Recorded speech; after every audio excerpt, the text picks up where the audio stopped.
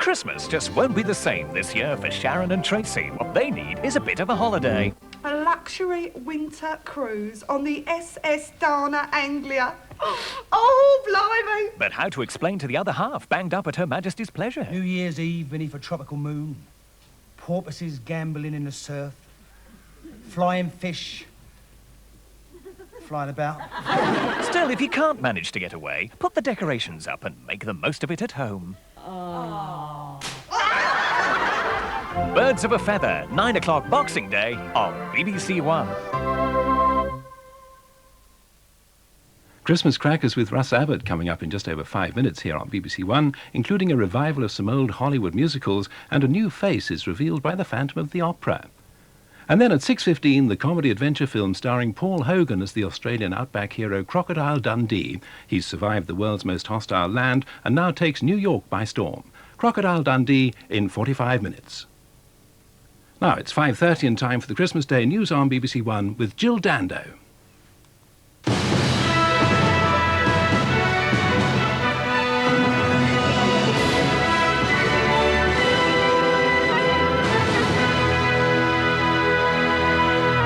In Romania, the bitter fighting of the past few days is dying down. On the streets, the people and army have been celebrating as more and more of the secret police lay down their arms.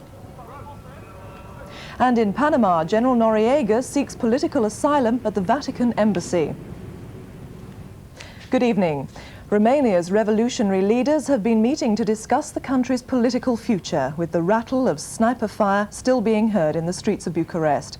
The savage fighting of the weekend seems to be over as the remaining secret police gunmen are rounded up, both in the capital and in provincial towns like Timișoara. 20 non-essential British embassy staff have been evacuated and are on their way home. The mood among the people of Bucharest on this very special Christmas day is one of worry, of disbelief, but of deep happiness as well, at what they do not now doubt will be the success of their anti-Ceausescu uprising. A senior officer in command of troops surrounding the television station, the nerve center of this revolution, told me it wouldn't be more than 2 days before the very last of Ceausescu's agents had been flushed out. The colonel told me the Securitate now had only 3 or so fire points left in the vicinity, but it's taken a terrible fight to dislodge them. The area around the television station has been devastated. The walls of the many ambassadorial mansions are pockmarked with bullet holes, and the British ambassador's residence is among the many buildings that have been completely gutted in the fighting of the past 2 days. In Bucharest, gunfire had subsided by late afternoon almost entirely. Many Securitate in the capital have been captured. Those at large are, however, still difficult to track down in the warrens of urban warfare. Bucharest is a city waking from a nightmare, and today, still a working day by Ceausescu's old decree, many folk went to church to give thanks. There were tears in the eyes of one congregation as the choir sang the Orthodox incantations of a Romanian Christmas. In Timișoara, where the uprising began, it appears that resistance by the pro-Ceausescu forces has virtually ended. There's been some sporadic fighting, but moves are now underway to establish a provisional government in the area.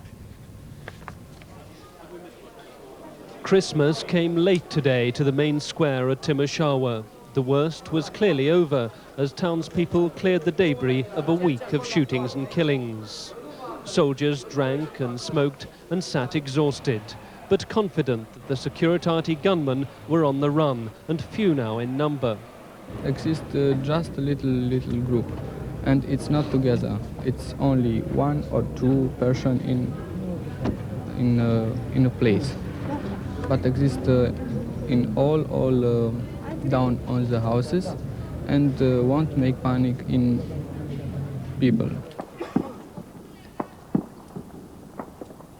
Volleys of shots still sometimes forced those braving a Christmas stroll to run for cover. And the People's Militia were taking no chances. No one was spared a thorough search. At the town jail there were comings and goings, but no official word on how many prisoners had been captured or surrendered. The total casualties here are also the stuff of rumour. People simply say, too many. So, in the town where Romania's bloody revolution started, the victory has been won at a terrible cost, and it's still not yet complete. But the people here believe that there's now no going back. Mike Donkin, BBC News, Timisoara. And the other main story today, Vatican officials are still considering what to do with the uninvited guest at their embassy in Panama City, General Noriega. The former military strongman arrived there last night and asked for political asylum. For Panama's street crowds, Noriega's surrender is the country's longed-for Christmas present, the end of 2 years of tyranny. Chanting justice at last and Noriega assassin, they danced and celebrated, and so in their way did the soldiers who pursued him. A few minutes ago, we received a report that Mr. Noriega had presented himself at the papal nunciariate and turned himself in for political asylum. 24,000 US troops have searched for Noriega since Tuesday, yet to the end his cunning has been extraordinary, choosing for refuge not the Nicaraguan or Cuban embassies as expected, but that of the Vatican, and flying in by civilian helicopter.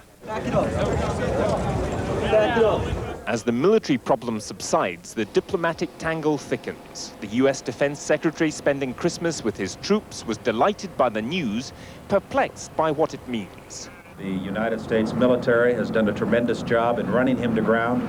Now it's up to the lawyers and diplomats to figure out what happens next. And as Panama celebrated Christmas as best it could, the former dictator, murderer, drug trafficker, womanizer and pornographer lies at the mercy of Vatican diplomacy. Whatever the celebrations, Noriega has chosen a wise sanctuary in the Vatican embassy on the day the world celebrates the birth of Christ. But for the Americans, this is one sinner whose mere repentance without severe punishment will not be enough. Gavin Essler, BBC News, Panama City. That's all from the newsroom for now. The main news tonight is at 10:10.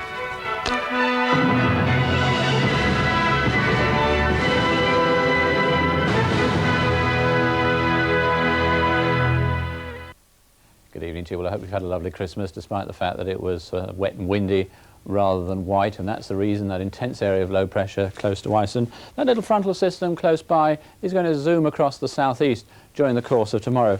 There we are on the satellite picture, a lot of cloud around. In fact, there are a lot of showers at the moment, as you can see on the radar. But one of the things you can't see on the radar, of course, is the wind. And it's very windy indeed across that northern part of Scotland, but those winds will be dying down during tonight, and pretty light winds tomorrow. Now, a lot of showers around at the moment, some of them quite heavy and thundery, but I think probably as the night goes along and the cloud melts away, so you will find one or two mist and fog patches forming in central and eastern areas, and the winds dying down too.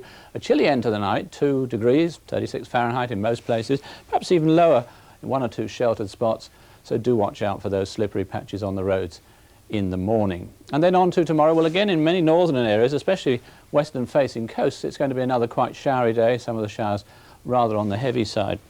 In the southeastern corner of England, a veil of cloud there, and the cloud thickening all the while, some outbreaks of rain probably coming along in the second half of the day, and temperatures everywhere a few degrees lower. A sparkling evening's entertainment for Christmas Day with the television premiere of the blockbuster movie Crocodile Dundee. Up north in the Never Never, where the land is harsh and bare, there's a mighty hunter named Mick Dundee, who can dance like Fred Astaire. I'm not here just on holiday, you know. Oh, no. On business. Unfinished business. At 7:50, it's Murder in Paradise for Miss Marple. His death was very sudden, you know. No warning at all. I was with him a lot. Not a hint. At 9:40... Christmas, they can keep it. Nothing to do, nowhere to go, nothing to watch on the telly. Well, nothing I want to watch. I mean, it's all repeats, isn't it? Seen that, don't want to see that, that's rubbish. Oh, to get a rebate on my licence. 10:20 clockwise, and no ordinary day for Brian Stimpson. Put your money in the box, caller. I put my money in the box. It's eaten the money. I haven't got any more money. With the classic Key Largo at 12 o'clock, that's Christmas Day on BBC1. On BBC1, it's comedy all the way, with a Christmas stocking crammed full of fun by the one and only Russ Abbott.